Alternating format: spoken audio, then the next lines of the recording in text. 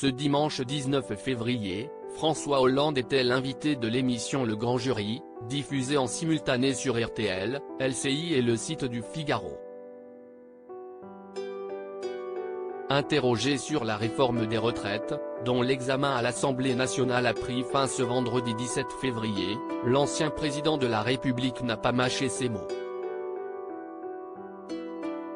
Selon lui, les débats ont été un formidable gâchis puisqu'aucun des acteurs n'en sort victorieux. Avec aplomb, il a assuré, quand il y a une réforme de cette importance, le moins que l'on puisse demander à un Parlement, si est précisément d'être le Parlement. Le prédécesseur d'Emmanuel Macron a estimé que nous avons vécu une quinzaine de dupes, puisque chacun des acteurs a été à contre-emploi.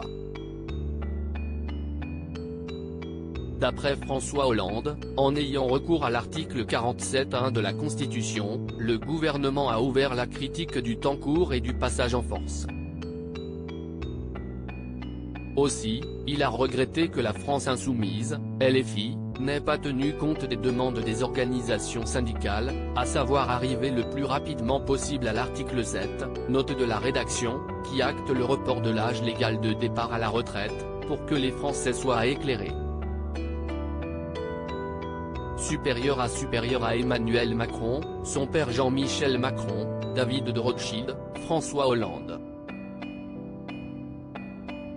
Ces hommes ont marqué sa vie un assouplissement, un allègement par ailleurs, l'ancien président a dénoncé le comportement de la droite qui voulait un assouplissement, un allègement, de la réforme, ce qui a entraîné une division dans son camp.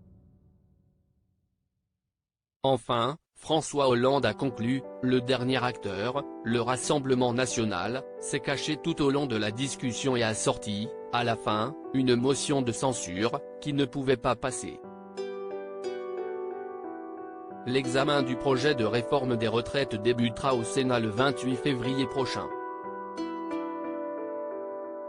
Article écrit en collaboration avec 6 médias Crédit Photo, Le Grand Jury, RTL.